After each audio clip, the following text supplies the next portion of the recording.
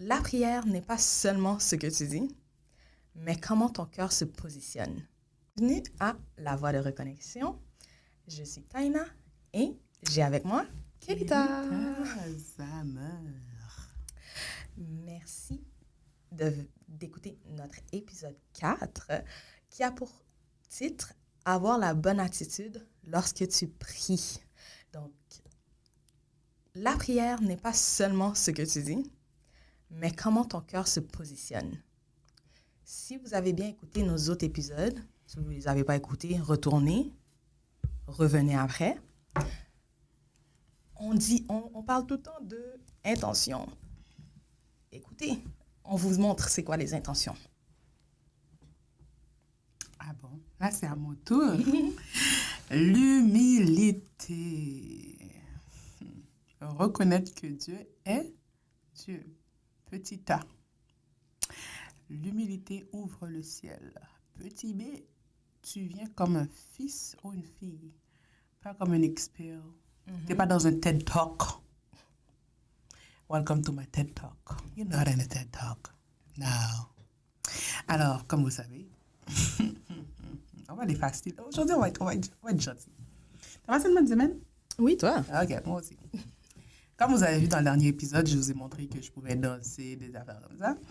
Bon, comme il s'agit, on va lire rapidement, un des versets qu'on va utiliser pour le point 1, l'humilité, c'est dans Jacques, chapitre 4, verset 6. Ça dit, il accorde au contraire une grâce plus excellente. C'est pourquoi l'Écriture dit, Dieu résiste aux orgueilleux, mais il fait grâce aux humbles. Et si on lit le verset 7, pour courir la chose, pour donner un peu de force, ça dit, soumettez-vous donc à Dieu, résistez au diable et il fuira loin de vous. La partie préférée, c'est soumettez-vous donc à Dieu. Sœur Taïna,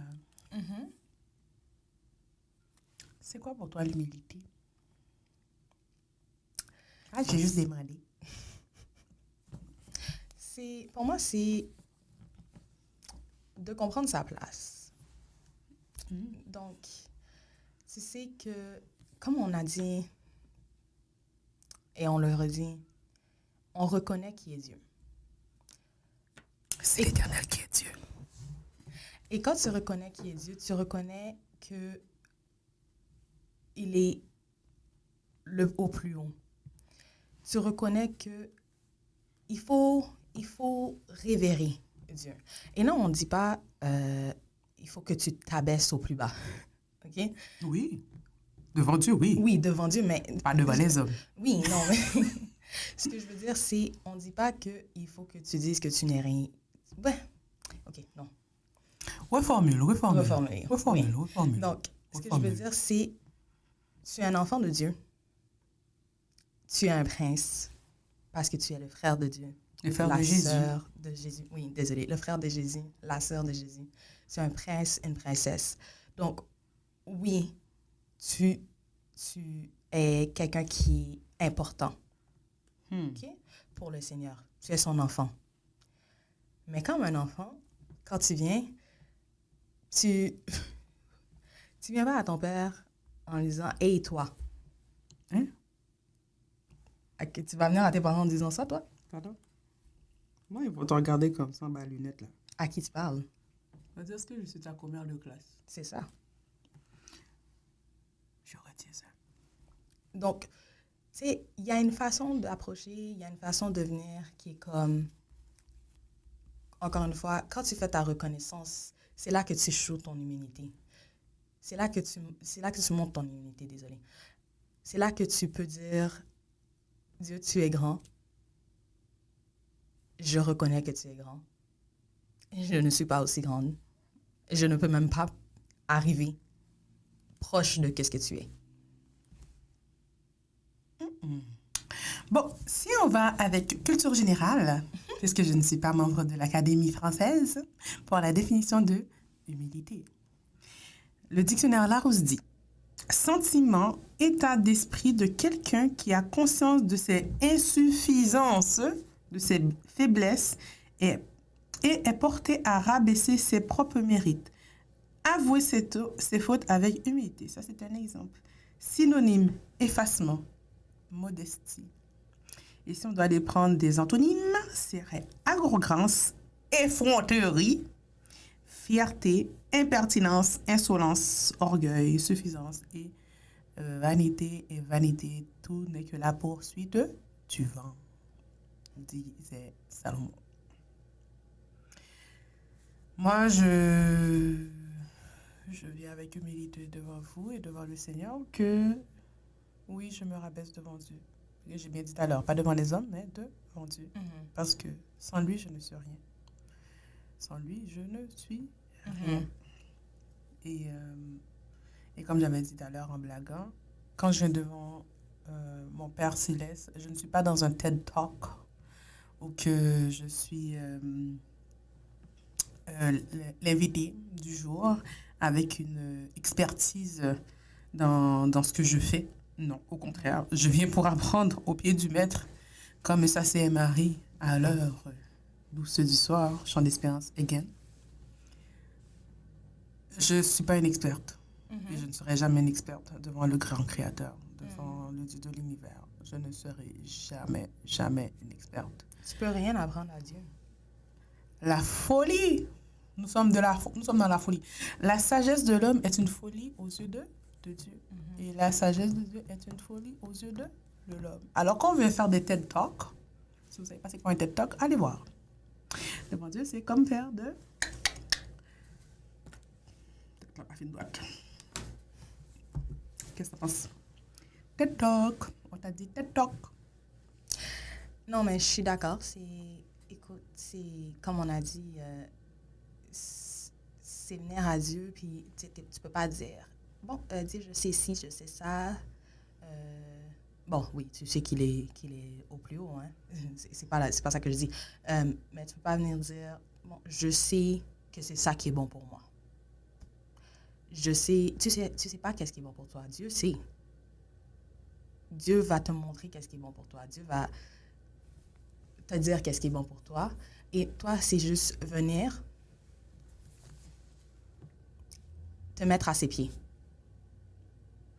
Humblement prosterné, Seigneur, Et devant sa majesté. Alléluia. Ah, on continue. Et comme tu disais tantôt, t'as pas besoin d'être humble devant l'humain. Et je sais pas pourquoi c'est dur. Il y a une certaine... Quand même, il faut avoir une certaine humilité devant ses frères et sœurs. Oui, mais c'est pas ça que je veux dire. C'est que ce que je veux dire, c'est... et je sais pas pourquoi c'est dur de venir devant Dieu et être humble quand on est capable de le faire devant la royauté humaine. That's tea. Là, je suis dans les affaires des petits jeunes, là. That's tea. Clock. Et comme on dit, on n'a pas besoin ton président arrive devant toi, là. T'as pas le président de ton pays, tu vas te mettre debout. La reine Elisabeth, quand elle était là. Bon, oui, c'est les rois Charles. Bon, écoute ça. Le roi Charles. OK. Le roi Charles. Il va venir, tu dois faire ainsi. Tu vas te lever, tu vas... Excusez, le mot m'échappe en français. Courtesy. Oui, tu vas faire... courtesy, how do you say that in French again? Je sais pas. Donc, pas une courbette, non. La révérence. Oui. Mais une forme de prosternation. Oui. La révérence. C'est ça. Donc, tu vas le faire pour le roi, la reine, qui sont essentiellement, la plupart du temps, des humains et des images. Ils n'ont pas leur pouvoir n'est plus aussi grand qu'avant. Et pas plus grand que celui de l'Éternel des armées, chef de chef. Mais il y en a, et on va venir devant Dieu et on va dire, ouais, je suis là. Et on va pas se prosterner. On va pas s'humilier. On va rien faire d'autre. On va juste dire, on se présente tête bien droite, tête bien haute. Bien habillée, bien belle. Je veux implorer ta faveur d'un cœur purifié. Mais l'humilité ouvre le ciel. Merci, c'est Taïna. Moi, ce que je peux dire, c'est que, et je vais reprendre, je vais paraphraser ce que tu as dit, quand on est devant les êtres humains, hein, quand c'est ils sont en train de hisser le drapeau, les Américains vont faire le salut, nous, les Canadiens, bon, c'est ça. On ne fait pas de salut, mais on se tient droit. Et on ne peut pas s'asseoir tout autant qu'on ne nous a pas dit de quand nous asseoir. On ne peut rien faire d'autre qu'on ne nous a pas dit de. On doit respecter, on doit porter allégeance au drapeau, au monarque, au président, blablabla. Au juge. Au juge. Hein, oui, oui. Levez-vous pour son excellence. Mais celui qui est dans l'excellence, celui-même qui a créé l'excellence, qui est l'éternel, on n'arrive même pas à être humble. Mm-hmm. On est là comme dans un TED Talk, c'est notre ami.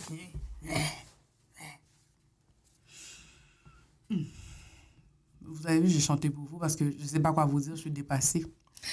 Je suis dépassée, je suis réellement dépassée parce que l'humilité se fait rare dans nos assemblées, l'humilité se fait rare dans l'être humain. Avant de dire que et l'humilité se fait rare aussi chez moi. Hein? Quand on pointe quelqu'un, il y a 4 doigts qui nous pointent. Hein? On fait ça comme ça, il y a ça, il y a 4 autres qui nous pointent. Alors, oui, parce qu'on a perdu cette relation de révérence, de respect et honneur à l'Éternel. Et là, comme on est dans l'épisode 4 des bases de la prière, et comme on l'avait dit dans l'épisode 3, il faut avoir une attitude de gratitude pour que les bénédictions puissent venir. Mais l'attitude d'humilité, on l'a perdue. Ce n'est plus enseigné, ce n'est plus abordé. C'est enseigné, mais en surface. Il y a enseigné quelque chose et montré quelque chose. J'ai dit ça, je n'ai rien dit. Je vais prendre l'exemple, un enfant, tu vas lui dire non, ne fais pas, non, ne fais pas, non, ne fais pas. Tout ce que tu lui dis, radote. Mais s'il voit quand tu lui dis non, ne fais pas, toi-même qui es le parent, tu ne le fais pas, automatiquement, ça s'enregistre dans sa tête que, je ne peux pas le faire, pas parce que maman m'a dit ou papa m'a dit de ne pas faire, parce que je vois que maman et papa ne font pas.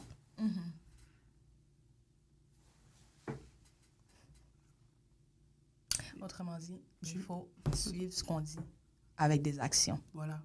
Et je dirais, quand nous sommes dans l'Assemblée des saints et qu'ils s'apprêtent à lire des portions de l'Écriture, de grâce, vous pouvez dire que je suis traditionnelle. Levez-vous pour le respect de la parole du Seigneur. Parce que si on est capable de se lever debout pour un juge qui rentre en salle d'audience, pour le roi Charles et ses enfants, et les présidents... Pour la mariée qui marche. Merci. Ouais, comment j'arrive avec ma belle robe blanche. Tout le monde va se lever. Hein? Et lui, la parole, la présence du Saint-Esprit, révérence, l'humilité. J'ai fermé la parenthèse. Et comme j'ai dit, nous ne sommes pas dans un TED Talk. Welcome to my TED Talk. Et comme j'ai dit plus tôt, tu viens comme un fils, une fille, pas comme un expert, et tu ne viens pas à tes propres parents. Bon, tes parents, là, tu viens devant eux. Bon, maintenant, c'est un petit peu moins légal. Génération bonbon. C'est un petit peu moins légal, mais dans le temps, tu venais devant tes parents avec n'importe quel ton. La main était derrière.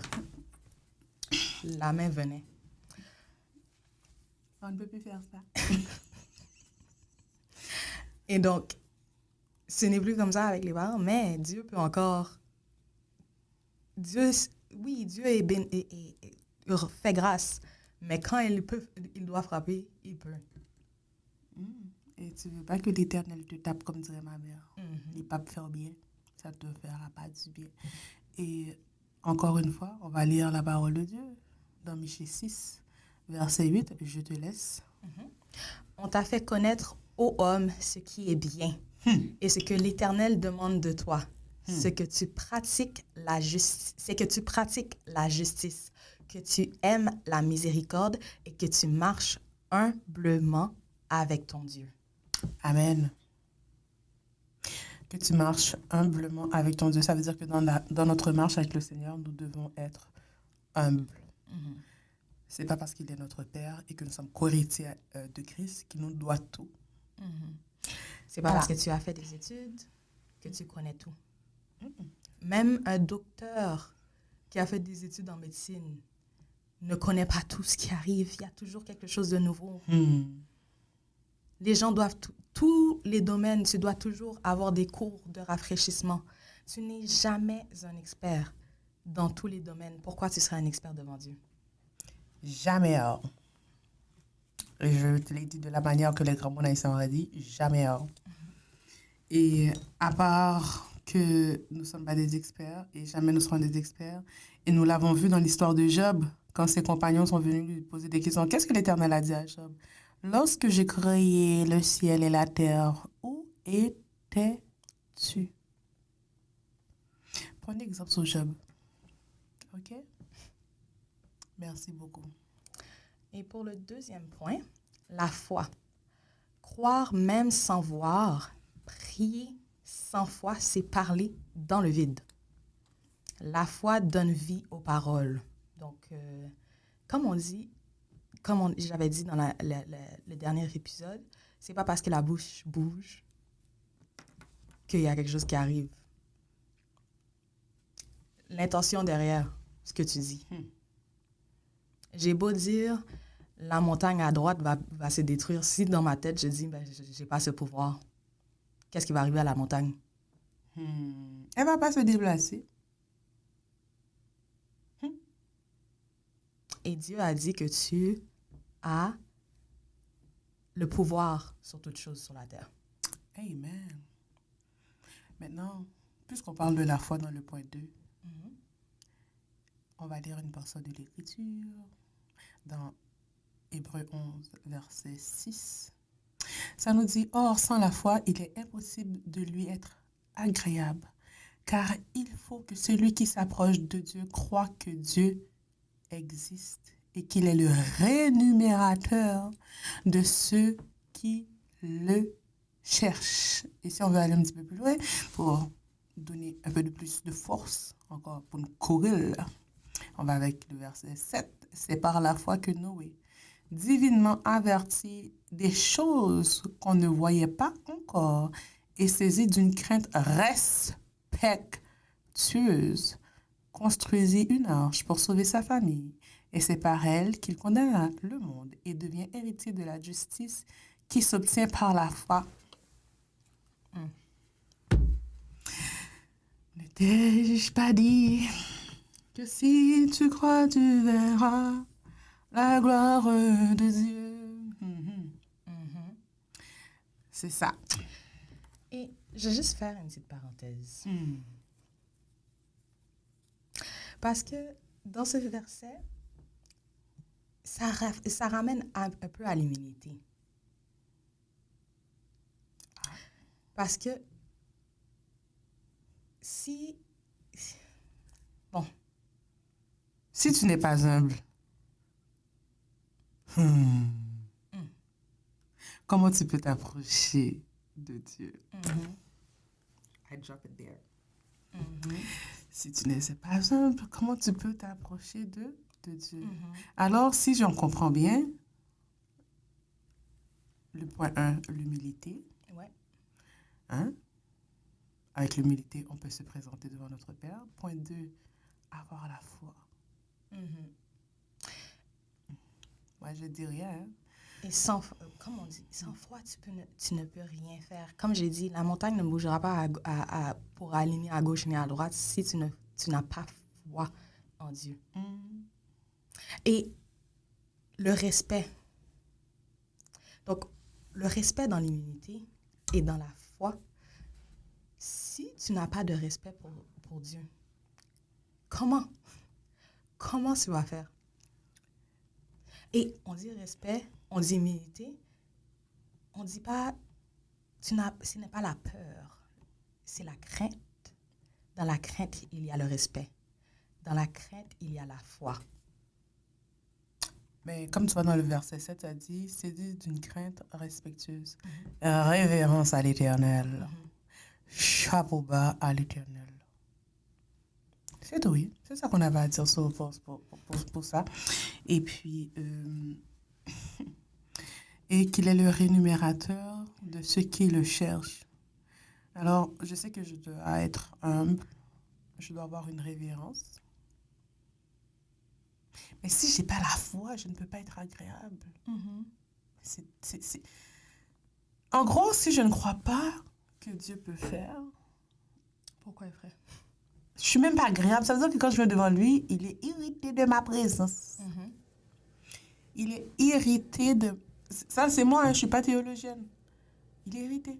Mais écoute, tu vas venir devant quelqu'un, tu vas demander à quelqu'un, tu vas parler de quelque chose. Tu dis à quelqu'un qui a une expertise, qui est bon dans quelque chose. Tu viens lui dire, est-ce que tu peux même le faire? Tu penses vraiment qu'il va venir le faire? Tu viens donner un... tu viens devant la personne et tu dis, ouais, t'es pas capable. Welcome to my TED Talk. J'ai vu sur Google qu'on pouvait faire ça comme ça. Don't do that with the Lord. Don't do that. It's not your little friend. C'est pas comme ça qu'il faut le faire. C'est pas comme ça doit être fait. Comment tu penses que Dieu va venir après pour venir faire le truc dans ta vie, la chose dans ta vie? Oui, j'ai demandé que... On va revenir au Amazon Prime. Oui, j'ai demandé d'avoir un mari, mais toi, tu as arrêté de croire que Dieu va vraiment t'envoyer un mari. Bon, là, on dit aussi que... Ou la femme. Le mari ou la femme, désolé. Oui. Parce que c'est pas juste nous les femmes qui ont besoin de mari. Les maris ont besoin de femmes. Le mari ou la femme. Et puis, tu as arrêté de croire en Dieu. Que ça va arriver. Penses-tu vraiment que ça va arriver? Et pour continuer dans cette veine, et vous savez, on doit faire tout avec la parole. On va prendre pour référence et Marc 11, je te laisse. Verset 23. Je vous le dis en vérité, si quelqu'un dit à cette montagne, ôte-toi de là et jette-toi dans la mer, et s'il ne doute point en son cœur, mais croit que ce qu'il dit arrive, il le verra s'accomplir. Verset 24. C'est pourquoi je vous dis, tout ce que vous demanderez en priant, croyez que vous l'avez reçu, et vous le verrez s'accomplir. Et c'est pour ça qu'on disait action de grâce avant. Parce que quand tu fais ton action de grâce avant, tu as la foi. Tu as la foi que ça va arriver. Tu as dit oui, je sais que ça va arriver. Oui. Tu peux dire ça, action de grâce. En avance. Moi, je suis experte là-dedans. Et j'ai vu les fruits. Mais ce que j'aime dans ce verset, ça dit, si quelqu'un dit à cette montagne, ôte-toi de là et jette-toi dans la mer, s'il ne doute point en son cœur. Alors, la foi, il faut comprendre que oui, l'être humain, des fois, on a des moments où on a du doute. Mais quand tu es devant ton Père, le Créateur de toutes choses, tu ne peux pas te permettre d'avoir le doute. Tu viens et tu dis, c'est comme quand un enfant a faim, il sait que s'il va voir sa mère, ou sa grand-mère, ou ses tantes, il va manger. Il ne sait pas qu'est-ce qu'il va manger. Il va manger. Parce que maman, grand-maman, tati, tonton, whatever la personne, va pourvoir. Et il a confiance. Fait que moi, ce que je peux vous dire, c'est de ne pas douter. Pour combiner dans la foi, c'est que vraiment, de ne pas avoir de doute dans son cœur. Est-ce que Dieu va le faire vraiment? Est-ce que... Si tu crois, il va l'accomplir comme j'ai chanté tout à l'heure. Si tu crois, ne t'ai-je pas dit, si tu crois, tu verras la gloire de Dieu. Et c'est dans toutes choses. Le verset a parlé pour nous. Moi, je ne vais pas déraper là-dessus. Promis, je ne dérape pas. Je ne déraperai pas. Je ne déraperai pas là-dedans. Non. Parce que le verset a tout dit. Allez lire Marc 11, verset 23 à 24. Très important. Le point 3, la persévérance. continuer même quand rien ne bouge. Certaines prières demandent l'endurance. Dieu travaille même quand tu ne vois rien. Le dernier épisode, on a mentionné, quand tu demandes, il y a peut-être une réponse oui qui va arriver immédiatement. Ou non. Ou non. Ou attends. Et le attends, c'est dans le attends qu'il faut avoir la persévérance. Parce que oui, le attends peut finir avec un oui. Le attends peut finir avec un non. Mais il faut persévérer. Il faut croire en Dieu. Si pendant que tu attends, tu finis par dire, oh, ça va jamais arriver. Ah ben, c'est fini. C'est fini. Là, tu viens de dire à Dieu, ah, laisse faire. C'est ça qui arrive. Tu viens de dire à Dieu, ah, tu sais quoi, j'en ai plus de besoin. Même si tu en as de besoin, hein, tu dis, j'en ai plus de besoin parce que je crois pas en toi. Et là, tu parles de, tu sais, ça dit, des fois, c'est aussi Dieu qui te teste, qui regarde pour voir, hey, est-ce qu'elle va rester? Est-ce qu'elle a la foi? Est-ce qu'elle a la persévérance? Et c'est à ces moments-là qu'il faut continuer. C'est dans les moments les plus durs qu'il faut tenir ferme. Et là, je parle pas comme si j'étais l'experte là-dedans, là. Guys, je suis au même niveau que tout le monde. Encore une fois, on apprend. On est sur le chemin. On fait des erreurs. On n'est pas parfait. Je parle pas plus haut que tout le monde. Je suis pas la fille qui est la plus parfaite. Je fais juste dire ce que je sais. Des fois, tu sais, ici. Ton cerveau sait. Mais ton cœur, des fois, fait des choses différentes de ce que ton cerveau sait. Et puis, des fois, c'est ton cœur qui sait. Mais ton cerveau, il y a une logique différente. Il faut accorder ces deux choses-là avec le Seigneur. En effet. Je vais donner une petite partie de mon témoignage par rapport à la foi. Et ne pas laisser le doute. Ça fait bientôt 10 ans. Non, ça fait 10 ans. Ça fait bientôt 11 ans même. 2014 à nos jours, ça fait 11. Ça fait 11 ans de cela, je suis tombée malade. Très gravement. Et quand je suis tombée malade, c'était pendant un moment de jeûne et prière. Je suis tombée malade. Bon, je suis rentrée à l'hôpital. On m'a dit, j'ai pas le droit de boire, j'ai pas le droit de manger. J'étais sur perfusion. En gros, je fais une réaction allergique. Le médecin qui me suivait à l'hôpital où j'étais hospitalisée, il vient me voir. On est dans la période des fêtes. On était exactement dans cette même période. Il me dit, bon, moi, à partir du 23 décembre, je ne serai pas disponible. Je pars passer le temps des fêtes avec ma famille. Wow. On se revoit le 6 janvier. Je regarde le médecin. Et ironie de la vie, son nom de famille, c'est Raté. Wow. Wow! Raté. Je regarde le médecin, je dis, ah ouais, c'est bien pour vous. Il me dit, ah, mais je t'ai venu pour vous avertir, fait que dans les prochains jours, jusqu'au 23, je vais être là, mais après ça, jusqu'au 6-7 janvier, je ne ferai pas de retour.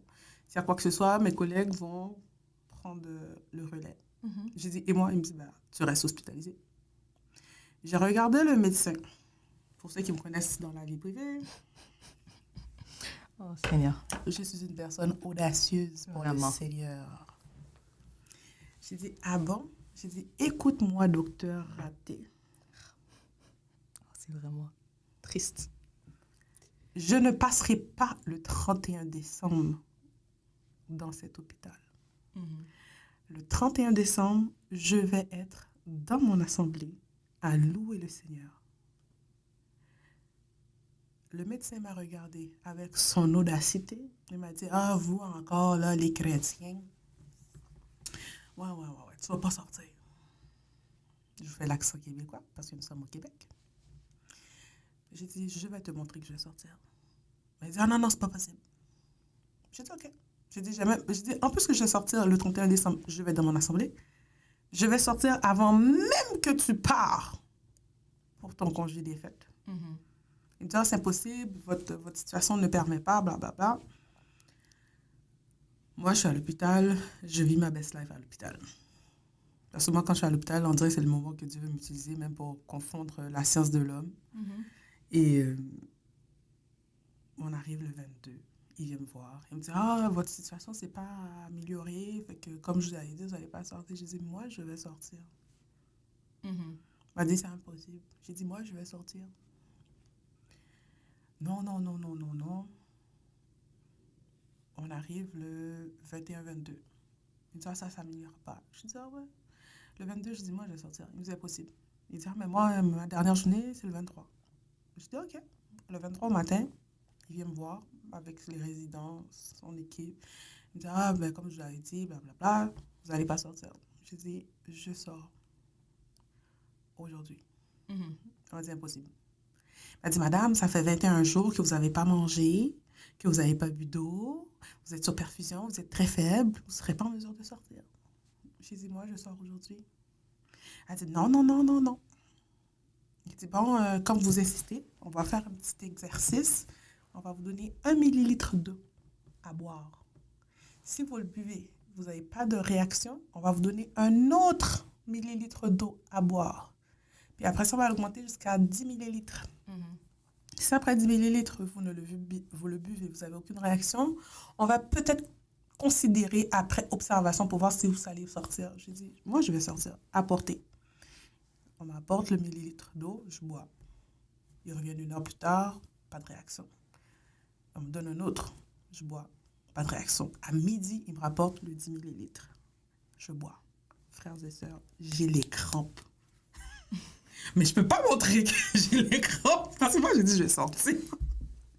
J'ai les crampes, comme on dit là, les entrailles, mes intestins se tordent. On me surveille. Mais je peux pas montrer aux gens que j'ai mal. J'ai dit, moi, je sors. Là, l'infirmière dit, ah, j'allais voir le médecin pour lui dire que t'as pas eu de réaction. Mais moi, dans mon cœur, je sais que ça va. Je dis, je vais sortir. Et à 16h, il arrive. Il dit, moi, mon chiffre est terminé. Je pars en vacances. D'après qu'est-ce que j'ai compris, on a regardé. T'es pas supposé sortir, mais t'as pas eu de réaction. On va te laisser sortir avec une seule condition. C'est que tu signes les papiers de décharge.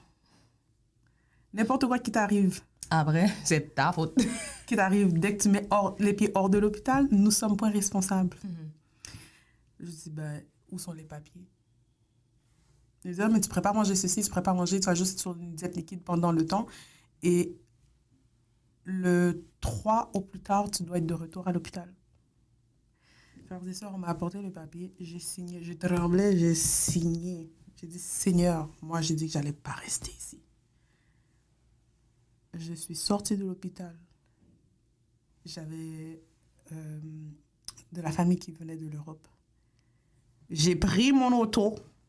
Avant même de prendre l'auto, je suis sortie de l'hôpital. Je suis rentrée chez moi à pied parce que l'hôpital était à distance de marche. On est en hiver. Je suis allée chez moi. Ma mère, elle m'avait dit, mais pourquoi tu ne m'as pas dit on allait venir te chercher? J'ai dit non, ça va. Je me suis changée, je me suis lavée. J'ai pris mon auto. J'ai été chercher la personne à l'aéroport. La fille qui doit pas boire. Je suis retournée chez moi. J'ai passé la Noël dans la famille. Le 31 décembre, comme j'avais prévu, j'étais dans mon assemblée en train de sauter, danser, louer le Seigneur, malgré que j'avais mal. Je suis retournée à l'hôpital le 2. Le médecin, quand il m'a vu, il a juste... Il a dit, bah, ok, vous autres, là, vous n'êtes pas normal dans la tête. Vous n'êtes pas normal. Mais si je n'avais pas la foi, parce que je lui ai dit, je vais sortir et rien ne va m'arriver. Et rien m'est arrivé. Oui, j'ai eu mal parce que ça faisait plus de 21 jours que je n'avais pas mangé ou je n'avais pas bu parce que j'étais sous perfusion. C'est normal. Mais rien ne m'est arrivé parce que je l'avais déclaré, j'avais la foi. Et j'ai d'autres témoignages. Et même par rapport à ça, je devais faire une chirurgie. On me dit, ah non, quand je retournais le 2, on me dit, non, on ne pourrait pas te faire la chirurgie parce que si on te fait la chirurgie, tu vas faire une hémorragie, tu vas mourir, on doit attendre, c'est pas le meilleur moment, retourne chez toi. On m'a dit de venir le 2. Je viens, on me dit, non, je ne peux pas faire la chirurgie, après ça, on me dit, va chez toi. Pour que finalement, on fait la chirurgie pratiquement 1 mois et demi plus tard. Par la grâce de Dieu, la chirurgie s'est bien passée. Et ça, c'est notre témoignage. Parce que je les ai parlé de Dieu. Alors, il est important. D'avoir la foi. D'avoir la foi. Et dans cette foi qu'on doit avoir, c'est une attitude. C'est hyper important. C'est hyper important. C'est hyper important. Fait que ça, c'était mon petit témoignage que je voulais donner. Mais si on continue maintenant avec la persévérance, ça dit, certaines prières demandent endurance. Dieu travaille même quand tu ne le vois pas. Alors, je vais lire pour vous. Luc 18, versets 1 à 7. Jésus leur adressa une parabole pour montrer qu'il faut toujours prier et ne point se relâcher. Il dit, il y avait dans une ville un juge qui ne craignait point Dieu et qui n'avait d'égard pour personne. Il y avait aussi dans cette ville une veuve qui venait lui dire, « Fais-moi justice de ma partie adverse. » Pendant longtemps, il refusa. Mais ensuite, il dit en lui-même, « Quoique je ne craigne point Dieu et que je n'ai d'égard pour personne, néanmoins, parce que cette veuve m'importune, je lui ferai justice afin qu'elle ne vienne pas sans cesse me rompre la tête. » Le Seigneur ajouta, « Entendez ce que dit le juge inique. Et Dieu ne fera-t-il pas justice à ses élus qui crient à lui jour et nuit et tardera-t-il à leur égard?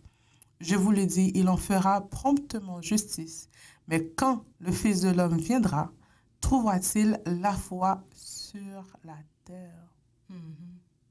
Avec cette parabole, comme on avait dit tout à l'heure, il y a les prières de supplication, et on avait ouvert une parenthèse, on l'avait fermée.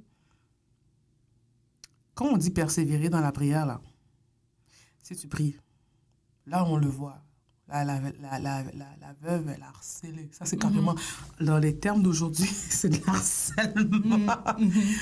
Elle n'a pas arrêté juste à temps qu'elle a eu justice. Mais il faut comprendre que quand on est enfant de Dieu et on est dans la persévérance, même si on demande à Dieu, on persévère dans la prière, ça ne veut pas dire qu'il va nous le donner. Il va nous dire oui, attends ou non, selon sa volonté. Merci. Oui. Et qu'est-ce que toi, tu en dis? Moi, OK, dans tout ça, ça me rappelle le fait que, oui, tu as besoin de la persévérance, mais les plus gros exemples de persévérance que je vois, là, que j'ai là, ma mère. Il y a pas une persévérance comme quand c'était ton parent qui prie, un de tes parents qui prie pour toi. Ma mère, hé! La plus grande harceleuse de Dieu pour ma tête. Et elle a persévéré. Et je sais que moi, quand je n'étais pas dans Dieu, là, que je ne faisais pas mes prières, que je n'avais pas la foi de ma mère était là pour moi. La persévérance de ma mère était là pour moi. Donc, même si toi, tu es persévérant, pour ta propre tête, imagine ce que tu peux faire. Imagine qu'est-ce que j'aurais fait si moi, j'étais persévérante dans ces temps-là. Oh, le nombre de trucs que j'ai... Écoute, les affaires, ma scolarité, ma mère m'a... Oh, Je vis par la persévérance de la prière de ma mère. Oh. Et maintenant, j'apprends à être comme elle. When I want to grow up, I want to be like my mommy. Mais c'est ça. J'ai besoin d'être comme ma mère. Oui. Quand il s'agit de persévérer dans la prière, les OG le font. Ouais. Les anciens, les darons. Ça, c'est une persévérance. Tu ne peux pas retrouver des fois. Tu sais, des fois, quand j'ai des besoins en prière, je sais que je peux appeler mes copines, mes amis de mon âge, pour qu'ils m'aident à prier. Mais tu sais, des fois, tu as des combats. J'appelle ma... D'ailleurs, je vis avec la madame. Je dis, mamie, j'ai un problème. Et là, je lui dis. Et là, je sais quand je lui dis, elle va prier. Elle va appeler ses amis. Elle appelle ses amis. Puis là, moi, quand elle appelle ses amis, puis elle dit, tu sais, Kelly a fait ceci. Puis là, elle dit, on parle avec sœur Intel, frère Intel. Et moi, j'explique mon problème. Puis on prie pour moi, avec persévérance. Je veux être comme avec la foi. Avec la foi. Ouais. Et c'est juste pour... cet exemple-là, je le donne juste pour dire, ta propre foi soulève les montagnes. Attends, oui, il y a souvent quelqu'un derrière toi qui va prier aussi pour toi, mais il faut aussi que toi, tu l'aies. faut pas juste compter sur les autres. Parce que oui, je sais que ma mère est derrière moi en train de prier là, pour mon école. Elle va pas vivre à vitam aeternam. Exactement. Il faut prendre la relève pour ta propre tête. Ouais. Il faut prendre la relève pour ta propre tête. Regarde, la plus grande exemple de persévérance. Anne. Oui. Et tu vois, les gens l'ont jugée. Comme qu'elle t'a dit, elle a dit, moi je sors. On te dit non, ça n'arrivera pas. Elle a fait, hé, moi j'ai dit, moi je crois, moi j'ai la foi, je reste ici pour dire que ça va arriver. Un autre aspect de la persévérance, c'est ne pas laisser les autres détruire ta persévérance, ta foi. Et tu sais, tu commences un projet, là, il y a toujours quelqu'un qui va être là pour te dire « Ah, ça va pas marcher. Toujours. Le plan du diable, piège de Satan, ne tombe pas. À moins que ce soit Dieu qui te dit non. Ça, c'est différent. Et c'est là il faut le discernement. Exactement. Mais si c'est Dieu qui te dit non, là, c'est une autre affaire. Mais si Dieu t'a pas dit non, si en fait Dieu t'a dit oui, qui es-tu pour me dire non? Qui es-tu pour détruire ma foi? Qui es-tu pour me dire d'arrêter de prier, de persévérer? Oui, personne. Qui es-tu, grande montagne? Moi, je vais dire bouge. Toi, tu dis bouge. Comme je vous ai dit, moi, je suis audacieuse. Je vais te dire bouge. Ça, c'est quand je suis en mode gentille. Mais quand je commence à déraper, je vais te dire bouge et je te bouge. Je te bouscule. Je te pousse. Comme on dit en créole, malheur averti, pas tuer cocobé. Comment faire une traduction libre de cette expression? En gros, c'est quand tu sais que il y a une guerre qui s'en vient. Si tu es handicapé ou tu as des soucis de mobilité, dès que tu as entendu qu'il y avait guerre, tu prends la fuite. En gros, si je t'ai dit de bouger, tu n'as pas voulu bouger, je t'ai donné l'avertissement, je vais te bousculer. Je vais te bousculer. Je vais te bousculer.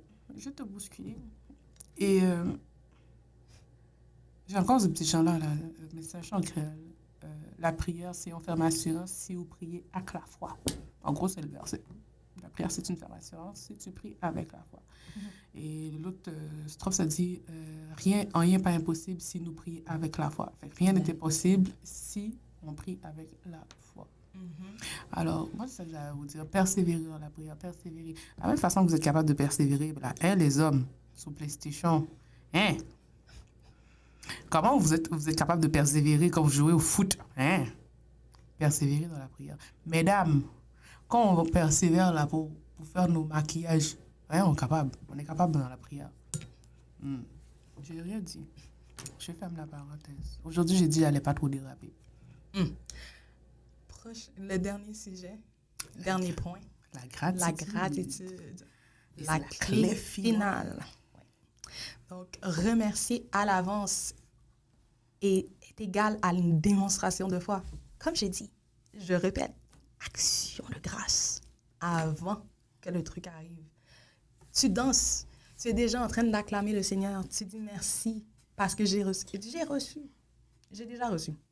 Ça arrive. Et même si tu dis non, merci. La gratitude aligne ton cœur avec Dieu. Rappelez-vous. Et là, pour continuer avec la gratitude, le psaume 100, verset 4, ça dit « Entrez dans ses portes avec des louanges, dans ses parvis avec des cantiques. Célébrez-le. Bénissez son nom. » Mais tu vois, le psaume 100 au complet, c'est la gratitude. Ça dit, c'est un psaume de louange. Poussez vers l'Éternel des cris de joie. Vous tous habitants de la terre, servez l'Éternel avec joie. Venez avec allégresse en sa présence. C'est-à-dire que moi, je rentre à l'église, mon cœur est content. Sachez que l'Éternel est Dieu, c'est de reconnaître, comme on a dit tout à l'heure, qui est Dieu. Mhm. Hein? C'est lui qui nous a fait et nous lui appartenons. Nous sommes son peuple et le troupeau de son pâturage. Entrez dans ses portes avec des louanges, dans ses parvis avec des cantiques. Quand tu rentres dans l'assemblée de Dieu, rentre avec des louanges. Mhm. Quand tu rentres dans ta maison, rentre avec des louanges. Rentre avec des cantiques. Mhm. Célébrez l'Éternel. Bénissez son nom. On est là en train de...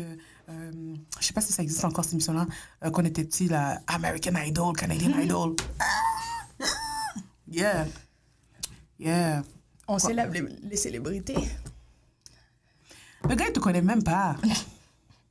Dieu, au moins, il te connaît. Exactement. La personne ne te connaît pas. T'es comme, oh my God, oh my God, oh my God. Des fois, c'est des personnes comme toi et moi, là, ils ont pas fait les films, ils n'ont pas fait les chansons. Voilà. C'est juste, ils ont été sur Internet et maintenant, tu as vu la personne, tu as fait « Oh my gosh! Voilà. T'es là, t'es en train de célébrer la victoire de Messi qui a eu finalement un Coupe du Monde après 20 millions de ballons d'or. Mais t'es pas capable de célébrer l'Éternel, celui qui t'a fait et à qui tu appartiens. Célèbre-le, monsieur. Merci. Madame, tu célèbres là, comment elle s'appelle là? Sacha Fierce. Oh! Beyoncé. Il faut que je vous taquine. Hein? Ouais. Célèbre l'Éternel qui te connaît.